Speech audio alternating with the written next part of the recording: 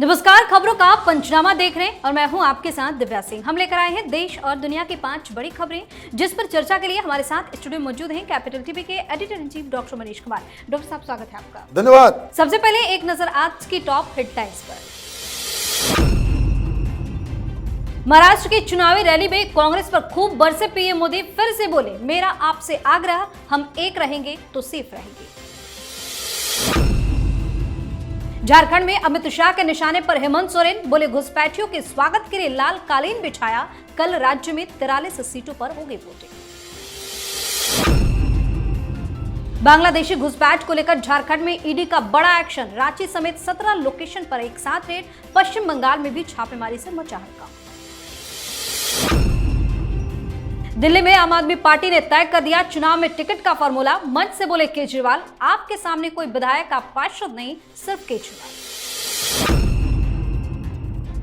बांग्लादेश में सैलरी की मांग को लेकर मजदूरों ने किया प्रदर्शन, 3 दिन तक हाईवे को रखा ब्लॉक, तो जागी यूनिट सरकार, जल्द भुगतान का दिया आश्वासन। सबसे पहली खबर में बात पीएम मोदी की। पीएम मोदी ने महाराष्ट्र के चिमूर में जनसभा को संबोधित किया और विपक्ष पर जमकर निशाना साधा। पीएम ने कहा कि आपकी एकता टूट जाए, ये कांग्रेस का खतरनाक खेल है। आदिवासी समाज जातियों में बंटेगा तो उसकी पहचान और ताकत खत्म हो जाएगी। कांग्रेस के शहजादे विदेश में जाकर खुद ये ऐलान कर चुके हैं। इसलिए मैं कहता हूं कि हमें कांग्रेस के इस षड्यंत्र का शिकार नहीं होना है, हमें एकजुट रहना है। मेरा आपसे आग्रह है कि हम एक रहेंगे तो सेफ रहेंगे। पीएम ने कहा कि अगर आप एक नहीं रहे, आपकी एकजुटता टूटी, तो सबसे पहले कांग्रेस आपका आरक्षण छीन लेगी। पीएम ने आगे कहा कि हमने 370 को खत्म किया, कश्मीर को भारत और भारत के संविधान से पूरी तरह जोड़ा, लेकिन कांग्रेस और उसके साथी कश्मीर में फिर से 370 लागू करने के लिए प्रस्ताव पास कर रहे हैं। ये लोग वो काम कर रहे हैं जो पाकिस्तान चाहता है। आज तो जमकर बरसे पीएम। देखिए, मुझे तो लग रहा है ये परेशान हो गया विपक्ष। एक रहेंगे सेफ रहेंगे, बटेंगे तो कटेंगे, इसका काट नहीं निकाल पा रही है विपक्ष। कांग्रेस पार्टी चारों तरफ से मुसीबत में है। पार्टी का क्या भविष्य होगा वो अधर पे लटक गया है। और प्रधानमंत्री मोदी, जब से ये सूत्र मिला है भारतीय जनता पार्टी को कि बटेंगे तो कटेंगे, दे आर ऑन ऑफेंसिव, जबरदस्त। प्रकाश अंबेडकर का भी एक बयान बड़ा वायरल चल रहा है। हालांकि उन्होंने बड़े अच्छे शब्दों का इस्तेमाल नहीं किया, लेकिन उन्होंने साफ कर दिया कि राहुल गांधी ये जो आरक्षण के बारे में, अब प्रकाश अंबेडकर इन्हीं लोगों के ग्रुप के आदमी है, कोई बीजेपी के समर्थक तो है नहीं। वंचित अघाड़ी को लीड कर रहे हैं महाराष्ट्र के अंदर, अच्छा खासा उम्मीदवार दिया है। वो कह रहे हैं कि राहुल गांधी वो बेवकूफ बना रहा है लोगों को, ये कोई आरक्षण वगैरह संविधान वगैरह बचाने की बात नहीं कर रहा, पब्लिक को बेवकूफ बनाने के लिए इस तरह का नैरेटिव लेकर के आया है।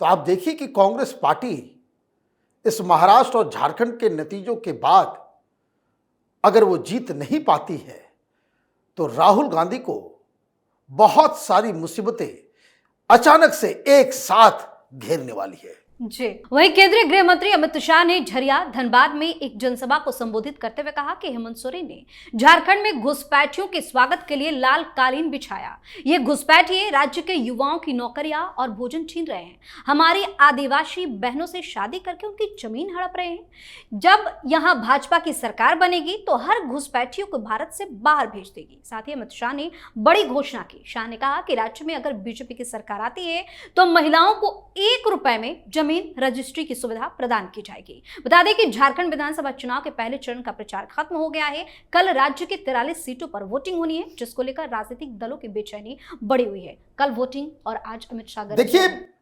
हेमंत सोरेन के पास बताने के लिए कोई भी अचीवमेंट नहीं है।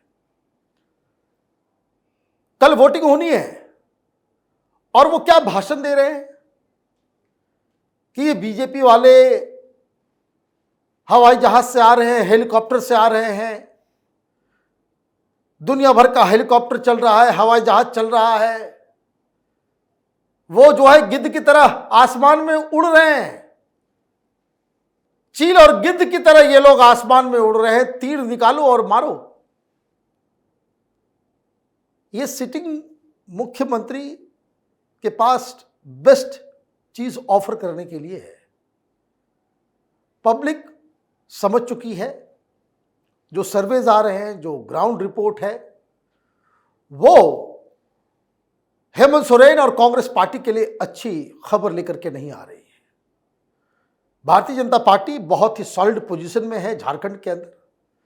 दिल्ली में बैठे लोगों को दिख नहीं रहा, लेकिन जमीनी हकीकत यही है कि ये जो रोटी बेटी और माटी, ये जो स्लोगन इन लोगों ने उठाया है और एडिशनल वो ब्रह्मवाक्य बटोगे तो कटोगे, उससे भारतीय जनता पार्टी की पकड़ इस चुनाव में बहुत ही मजबूत बन गई है। जी, इस खबर में बात ईडी एक्शन की। झारखंड विधानसभा चुनाव को लेकर इन दिनों पूरे राज्य में बांग्लादेशी घुसपैठ का मुद्दा खूब छाया हुआ है।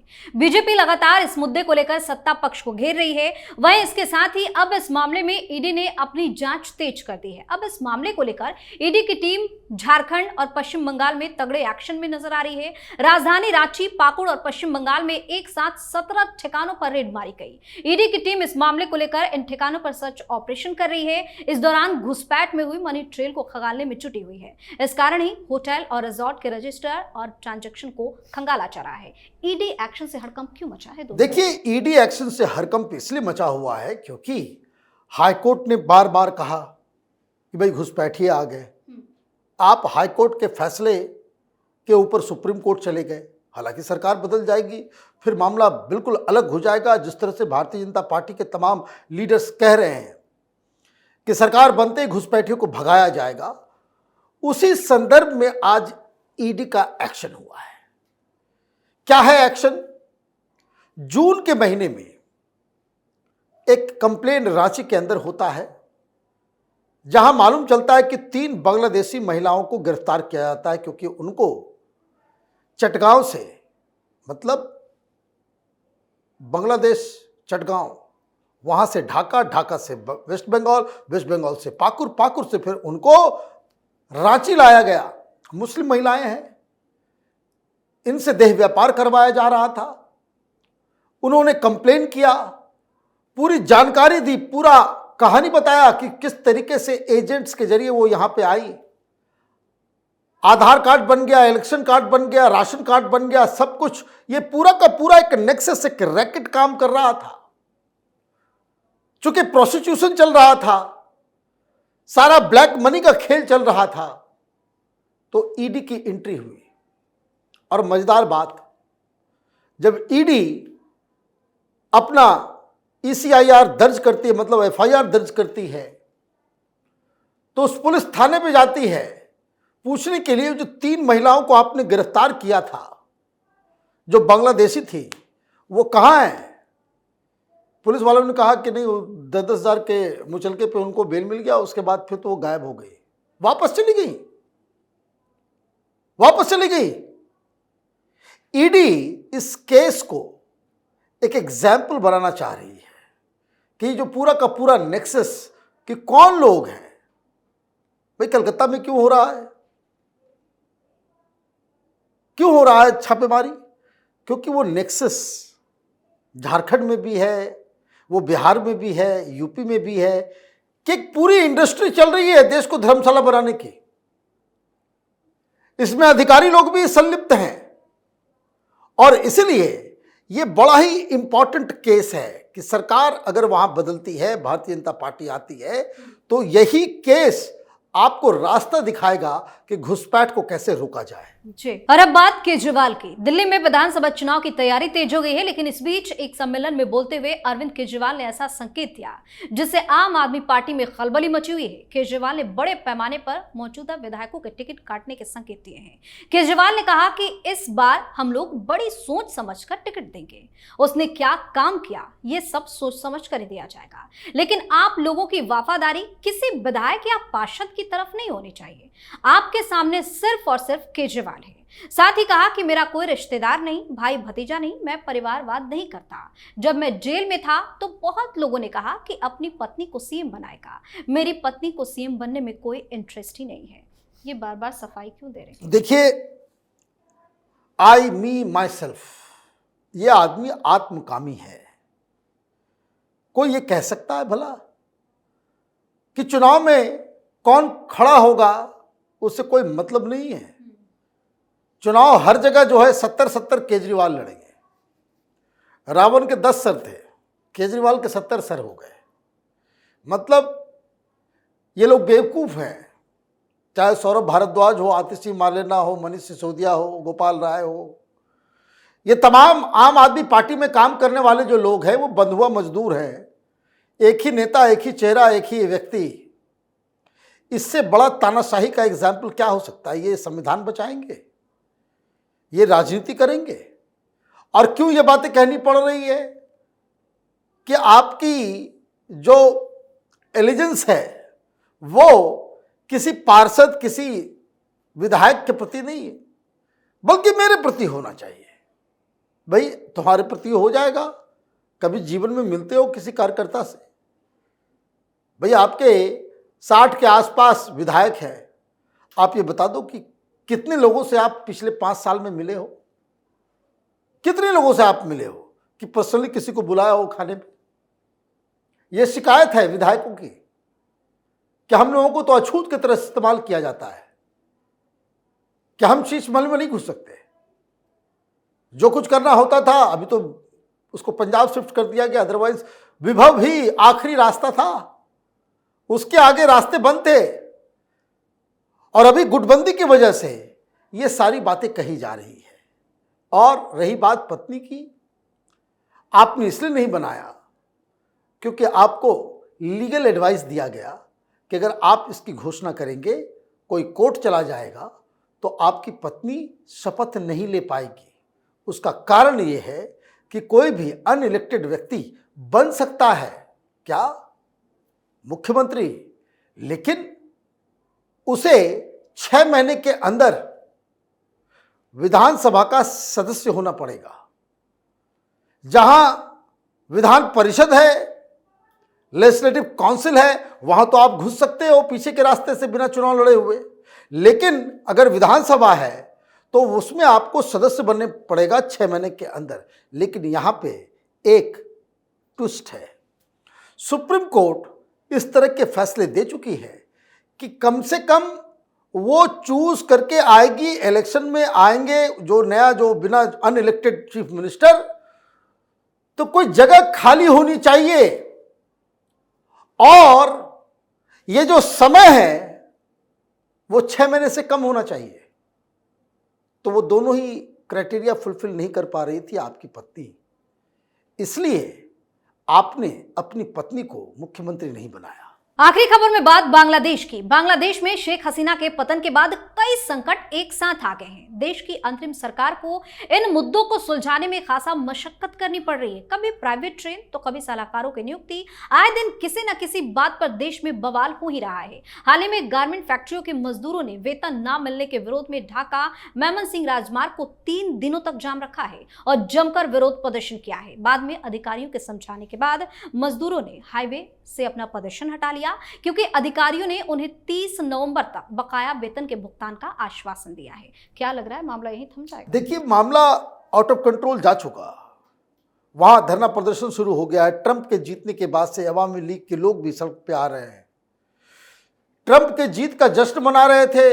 33 लोगों को कल गिरफ्तार कर लिया गया। आप लोगों को डेमोक्रेसी बहाल करने के नाम पे आपने ये सब तमाशा किया, और वहां मीडिया क्रिटिसाइज नहीं कर सकता। अपोजिशन के लोग जो आप सरकार के साथ इत्तेफाक नहीं रख सकते, वो प्रोटेस्ट नहीं कर सकते। अमेरिका में कोई चुनाव जीत रहा है, उसके समर्थक अगर ढाका के अंदर हैं तो आप उनको गिरफ्तार करके लेके चले जाएंगे। हिंदू प्रोटेस्ट करेंगे तो आप वहां आर्मी भेज देंगे। और सबसे बड़ी चीज, इन सारी चीजों को तो आप कर लोगे, लेकिन जिन लोगों के समर्थन से आप वहां पे सत्ता परिवर्तन किया इलीगल तरीके से, उनको कैसे चुप कराओगे? क्योंकि ये तो मैदान छोड़ के भाग गए। ये धीरे धीरे जो गारमेंट फैक्ट्रीज हैं सब बंद हो रहा है, सब जा रहा है। कौन वहां पे क्या काम करेगा? क्योंकि वहां ये जमाते इस्लामी वाले, ये बीएनपी वाले, वहां के कट्टरपंथी, वहां के मुल्ला, वो ये कह रहे हैं कि भाई महिलाएं काम नहीं करेगी। वहां गारमेंट फैक्ट्रीज क्या है, हिंदुस्तान से कॉटन जाता है, कपड़ा हिंदुस्तान से जाता है, वहां सिर्फ सिलाई होती है दुनिया भर के ब्रांड्स को, क्योंकि वहां पे चीप लेबर है। मेल तो है ही, फीमेल का लेबर जो है वो कॉस्ट जो है और भी कम होता है, इसलिए वहां पे खुला हुआ था। अब आप वहां पे कह रहे हो कि भाई खाना भी दो, सप्ताह में 3 दिन मछली, 2 दिन चिकन, वो लंच भी मिलना चाहिए, हंगामा अलग, वसूली का धंधा अलग। और बांग्लादेश शेख हसीना के दौरान पीसफुल देशों में गिनती उसकी होती थी, अब वहां हर जगह वायलेंस हो रहा है। उस चक्कर में ये सब बंद होने जा रहा है। अभी तो शुरुआत है, 3-4 महीने में आप देखेंगे कि जिस तरीके से ये चीफ एडवाइजर बनकर के आए हैं, उनको वैसे ही वापस ढाका से भागना पड़ेगा। बहुत बहुत धन्यवाद सर तमाम जानकारी। धन्यवाद। खबरों का पंचनामा में आजकल इतना ही। देश और विदेश की बाकी खबरों और उनके सटीक एनालिसिस के लिए देखते रहिए कैपिटल टीवी। हमें लाइक कीजिए, शेयर कीजिए और हाँ, कैपिटल टीवी को सब्सक्राइब करना बिल्कुल ना भूलें। धन्यवाद।